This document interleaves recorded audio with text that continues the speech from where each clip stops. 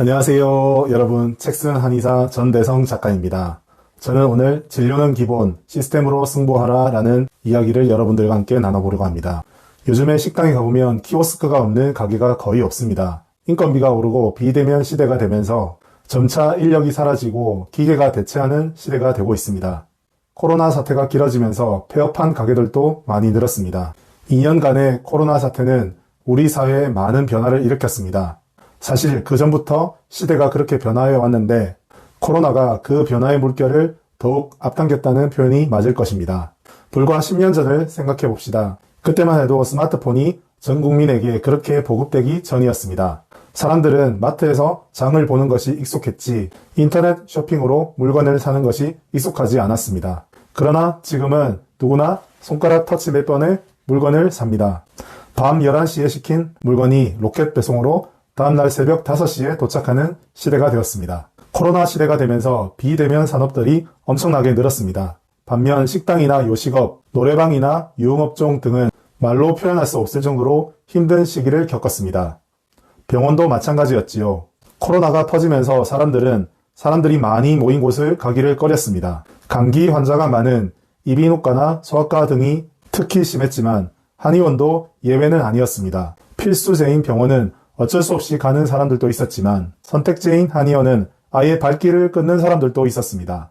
저 역시 코로나가 본격적으로 확산한 2020년 3월부터는 매출이 약 30% 이상 감소하였습니다. 막 입원실을 열고 새로운 부원장을 구하며 본격적인 확장을 준비했던 시기였기 때문에 저에게도 큰 타격이었지요. 코로나 초기 때 마스크 대란을 우리는 이미 겪어본 적이 있습니다.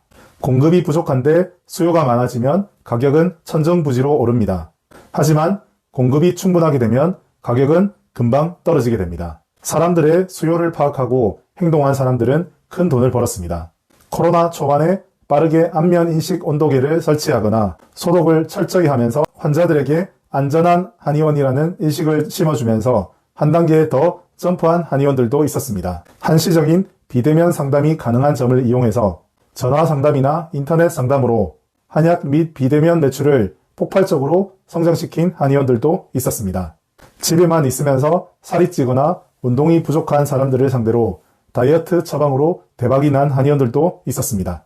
코로나19라는 큰 위기가 닥쳐서 환자 수가 반토막이 나고 매출이 빠져서 아주 힘들 때 한 선배와 만나서 이야기한 적이 있었습니다. 선배가 해주었던 이야기가 기억에 남습니다.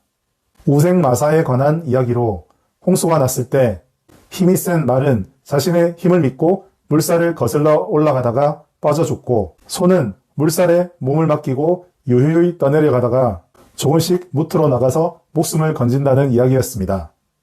원래 말이 소보다 수영을 훨씬 더 잘한다고 합니다. 그런데 홍수가 나면 말은 거의 다 죽고 소는 많이 산다고 합니다.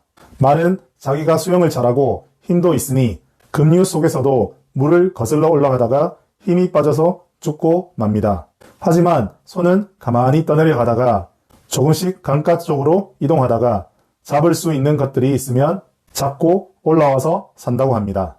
지붕에 올라가서 기다리다가 고조도 받는다는 이야기였습니다.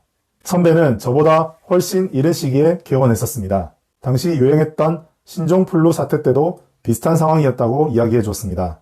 힘든 시기였지만 어차피 그 시기는 지나가더라고 선배는 이야기해 줬습니다. 힘든 시기가 지나갔을 때 누군가는 그 위기에서 살아남게 되고 기회를 잡는다고 했습니다.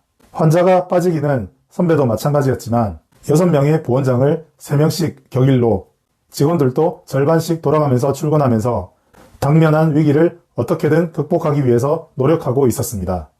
선배는 흐름에 저항하지 않고 대응책을 찾고 있었습니다.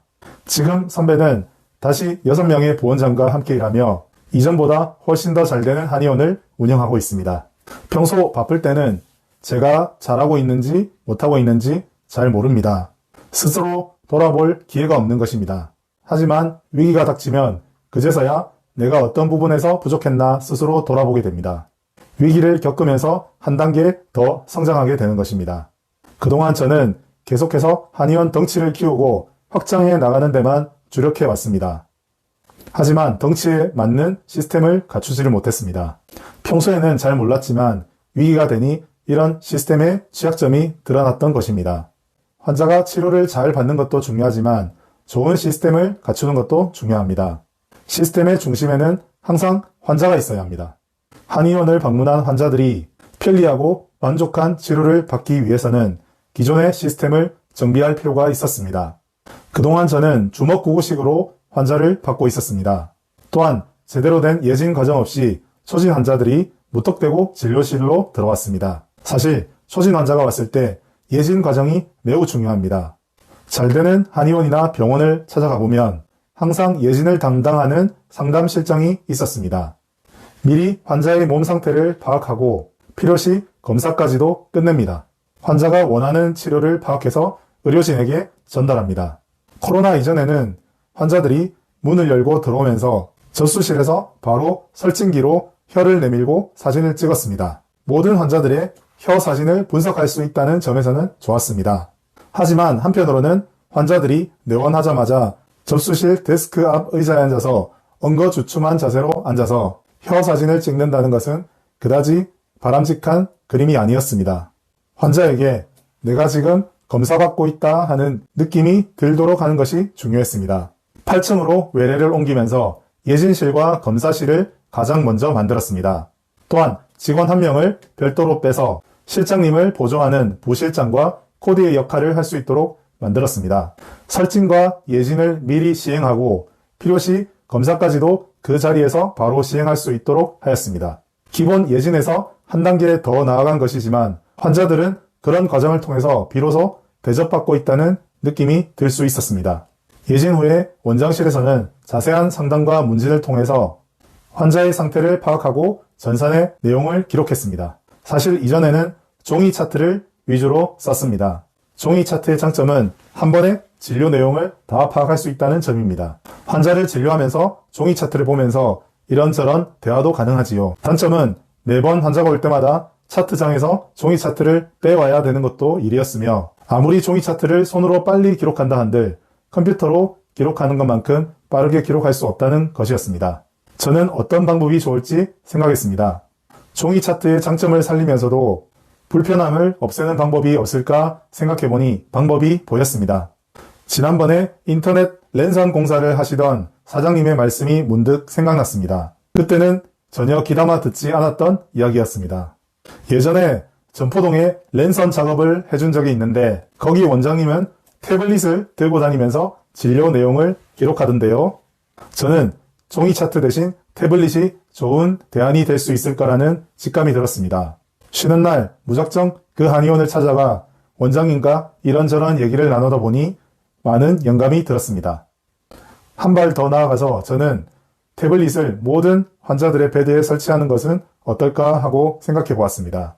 윈도우즈 기반은 무겁지만 태블릿은 안드로이드 기반이기 때문에 속도가 충분히 빠르기 때문에 좋은 대안이 될 수 있을 거라는 생각이 들었습니다. 저는 생각한 것을 실행하는 실행력이 빠른 편입니다. 작년에 외래를 확장함과 더불어 치료실의 모든 베드마다 태블릿을 한 대씩 설치하였습니다. 그 결과 태블릿을 활용하여 종이 차트의 장점을 살리면서도 빠르게 진료 차트를 쓸 수 있게 되었습니다. 노트북에서 입력한 내용을 바로 태블릿에서 확인할 수 있었고 태블릿을 보면서 환자와 진료하면서도 대화할 수 있게 되었습니다. 접수실에서 차트를 넣고 빼는 수고가 줄었으면 물론입니다. 짧은 시간 안에 환자에 대한 여러 가지 내용을 데스크와 치료실에서 공유할 수 있게 되면서 업무의 효율성도 좋아졌습니다. 환자는 백인백색이라 원하는 치료도 다르며 필요한 치료도 다릅니다. 어떤 사람은 부항을 세게 하기를 원하고 어떤 사람은 침만 맞고 가기 원하는 사람들도 있습니다. 누군가는 강한 침을 맞기 원하는 사람도 있고 누군가는 피부만 살짝 대도 화들짝 놀라는 사람들도 있습니다. 이런 부분들을 미리 파악하지 못하면 환자들의 불만은 계속해서 쌓이게 되고 이것이 계속되면 환자의 이탈로 이어지게 됩니다. 저희는 태블릿에 환자 메모를 통해서 환자의 특성을 상세히 기록하고 치료실 메모를 통해서 치료실에서 해줘야 하는 액팅에 대해서 상세히 공유하였습니다. 환자들의 만족도가 높아졌으면 물론입니다. 예약 시스템도 재정비하였습니다. 일주일에 한 번, 일주일에 두 번 등과 같이 환자들이 다음에 언제 예약해야 하는지 정확한 예약 주기를 잡고 기록할 수 있도록 하였습니다. 대학병원에서는 예약을 잡으면서 한의원은 마음대로 와도 된다고 생각하는 사람들이 있습니다. 예약에는 메리트가 있어야 합니다. 예약한 분들을 우선순위로 진료받을 수 있도록 하면서 예약하면서 치료받는 환자들이 점차 늘어났습니다. 여기에 더불어서 네이버 예약 기능도 활성화하였습니다. 한의원을 검색하면 네이버 포털에서 두세 번만 터치하면 바로 네이버로 예약할 수 있습니다. 환자들의 리뷰도 바로 뜨기 때문에 새로운 환자의 유입에도 많은 도움이 되었습니다. 이렇게 하나하나 시스템을 정비해 나가면서 환자들에게도 신뢰가는 한의원을 만들었음은 물론이고 효율성과 성과 두 마리 토끼를 잡을 수가 있었습니다. 힘들었던 시기였던 덕분에 오히려 시스템을 정비할 수 있는 기회를 가지게 되었습니다. 시스템을 정비하면서 속도와 피드백이 얼마나 중요한 것인지 새삼 깨달았습니다. 시간을 절약하면서 더 많은 정보를 서로 공유할 수 있었고 피드백을 통해서 환자들에게 맞춤식 진료를 할 수 있게 되었습니다. 예약 관리를 통해서 환자들을 더 촘촘히 봐줄 수 있었음은 물론입니다.